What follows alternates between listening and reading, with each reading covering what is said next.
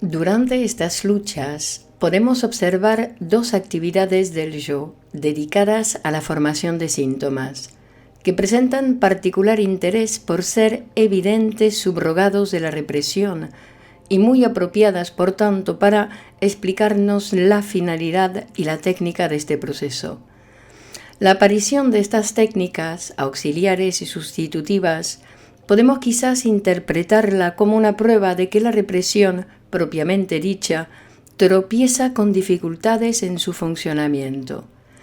Reflexionando que en la neurosis obsesiva es el yo mucho más ampliamente que en la histeria, escena de la formación de síntomas, y que este yo se mantiene tenazmente aferrado a su relación con la realidad y con la conciencia, empleando en ello todos sus medios intelectuales, y que hasta el pensamiento mismo aparece erotizado e invadido por una sobrecarga psíquica.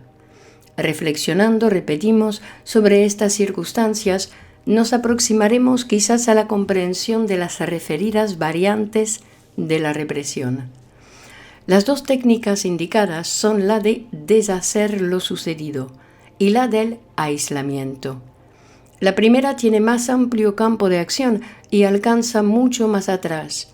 Es, por decirlo así, magia negativa, y tiende a suprimir por medio del simbolismo motor no solo las consecuencias de un suceso, impresión o experiencia, sino el suceso mismo. He elegido intencionadamente el término suprimir para recordar al lector el papel desempeñado por esta técnica, no solo en la neurosis, sino también en los ritos mágicos, en los usos y supersticiones populares y en el ceremonial religioso. En la neurosis obsesiva, la técnica de deshacer la llamamos entre los síntomas de dos tiempos, en los que un segundo acto deshace el primero, como si éste no hubiera sucedido, como en realidad han sucedido los dos. El ceremonial de la neurosis obsesiva tiene en la intención de deshacer lo sucedido su segunda raíz. La primera es tomar precauciones para evitar que algo determinado suceda o se repita. Fácilmente se ve la diferencia entre ambas. Las medidas preventivas son de naturaleza racional y las supresiones por medio de hacer que eso no haya sucedido es de naturaleza mágica, irracional. Naturalmente, hemos de suponer que esta segunda raíz es la más antigua, procediendo de la actitud animista con respecto al mundo circunambiente.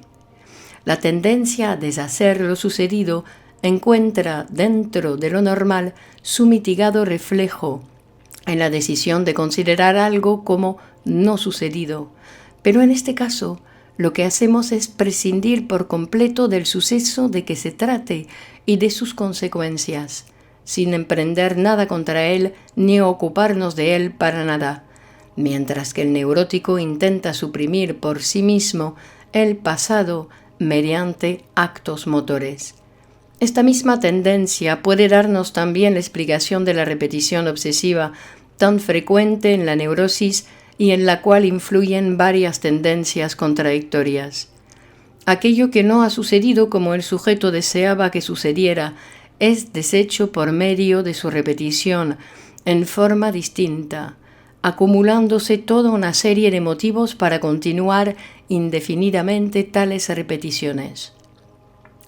En el curso ulterior de la neurosis se revela a menudo como un principalísimo motivo de formación de síntomas la tendencia a deshacer una experiencia traumática, mostrándose así inesperadamente una nueva técnica motora de la defensa, o como ya podemos decir con escasa inexactitud, de la represión. La segunda de las nuevas técnicas, cuya descripción hemos emprendido, es la del aislamiento, peculiarísima de la neurosis obsesiva. Se refiere también a la esfera motora. Consiste en que después de un suceso desagradable o de un acto propio importante, desde el punto de vista de la neurosis, es interpolada una pausa en la que nada debe suceder, no efectuándose durante ella percepción alguna, ni ejecutando acto de ningún género. Esta conducta, que en principio hallamos singular, nos revela pronto sus relaciones con la represión. Sabemos que en la histeria es posible abandonar a la amnesia una impresión traumática. En la neurosis obsesiva no se da este caso. El suceso no es olvidado, pero sí despojado de su afecto y suprimidas o interrumpidas sus relaciones asociativas, quedando así aislado y no siendo tampoco reproducido en el curso del pensamiento corriente. El efecto de este aislamiento es entonces igual al de la represión con amnesia. Esta técnica es la empleada en los aislamientos de la neurosis obsesiva, siendo además reforzada por medio de actos motores de intención mágica. Los elementos que así quedan separados son precisamente aquellos que debían unirse por asociación. El aislamiento motor garantiza la interrupción de la coherencia mental. Esta conducta de la neurosis usa como pretexto al proceso de la concentración normal, por medio del cual tendemos a evitar que una impresión o una labor que juzgamos importantes sean perturbadas por otras operaciones mentales o actividades simultáneas. Pero aún una persona normal utiliza la concentración no solo para mantener apartado lo indiferente o lo heterógeno, sino sobre todo lo contradictorio. Lo que más perturbador nos parece es aquello que primitivamente estuvo unido y quedó luego separado en el curso progresivo del desarrollo. Por ejemplo, las manifestaciones de la ambivalencia del complejo paterno en nuestra relación con Dios, o los impulsos de los órganos excretorios en las emociones amorosas. De este modo, el yo tiene que realizar normalmente una gran labor de aislamiento en su función de dirigir el curso del pensamiento.